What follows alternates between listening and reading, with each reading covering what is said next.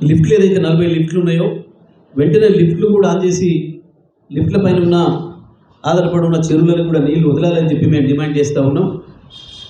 ఎందుకంటే చాలా వరకు తోటలు కూడా ఉన్నాయి. ఆ లిఫ్ట్ల పైన ఆధారపడి లిఫ్ట్ల పక్కన చెరువుల మీద ఆధారపడి బోర్లతో వేసుకున్న వేలాది ఎకరాల తోటలు ఉన్నాయి. వాటి భవిష్యత్తు అగమ్యం వచ్చడం ఉంది. తోటలకు సంబంధించిన రైతాంగం కూడా బాగా ఇబ్బంది పడుతున్నారు.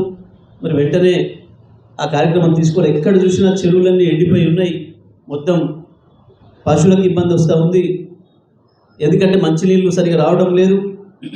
తప్పకుండా గతంలో చెరువులలో వాగులలోనే పశువులు నీళ్ళు తాగేవి. ఇవాళ వాటికి కూడా నీళ్ళు దొరకని పరిస్థితి వచ్చింది.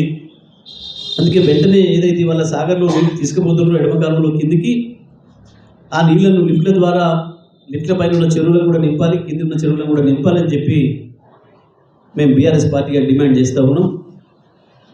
ప్రభుత్వం వెంటనే కదలాలి. ఈ జిల్లాలో ఉన్న ఇద్దరు మంత్రులు కూడా వెంటనే దీనిపైన స్పందించాలి. మన కళ్ళ ముందు పోతున్న నీళ్లను తప్పకుండా మనం ఉపయోగించుకోవాలి. ఇప్పటికి కూడా ఇంకా 515 పైన ఉన్నాయి నీళ్లు. ఆనాడు మేము 504 నాడు కూడా చెరువులకు నీళ్ళు ఇచ్చినాం, చెరువుల నీళ్ళు నింపినాం. రైతాంగానికి 1 తడి 2 తడులు అవసరం ఉంది అంటే ఇచ్చి ఆ రోజు 1 ఎకరం పంటను కూడా ఎండిపోనివ్వలేదు మేము. అదే పద్ధతుల్లో మీ ప్రభుత్వం కనుక ఆదేశాలు ఇస్తే అధికారులు అమలు చేస్తారు. కానీ మీకు సోయి లేదు. ఇప్పటివరకు కూడా జిల్లాలో ఉన్న ఇద్దరు మంత్రులు కూడా ఒక్కరోజు కూడా ఇంతవరకు స్పందించలేదు కరువు పైన. వాస్తవానికి ఇద్దరు మంత్రులు కూడా కృష్ణ నీళ్ళతోనే బతికిన వాళ్ళు. కృష్ణ నీళ్ళ వల్లనే కృష్ణ నీళ్ళు వాడుతున్న రైతులు వేసిన ఓట్లతోనే వచ్చిన వాళ్ళు. ఇద్దరు కూడా సోయి లేకుండా ప్రవర్తిస్తున్నారు. వెంటనే జిల్లా మంత్రులు స్పందించాలి. లిఫ్ట్లు ఆన్ చేయాలి. ఎడమకాలం పైన 40 లిఫ్ట్లు ఆన్ చేయాలి.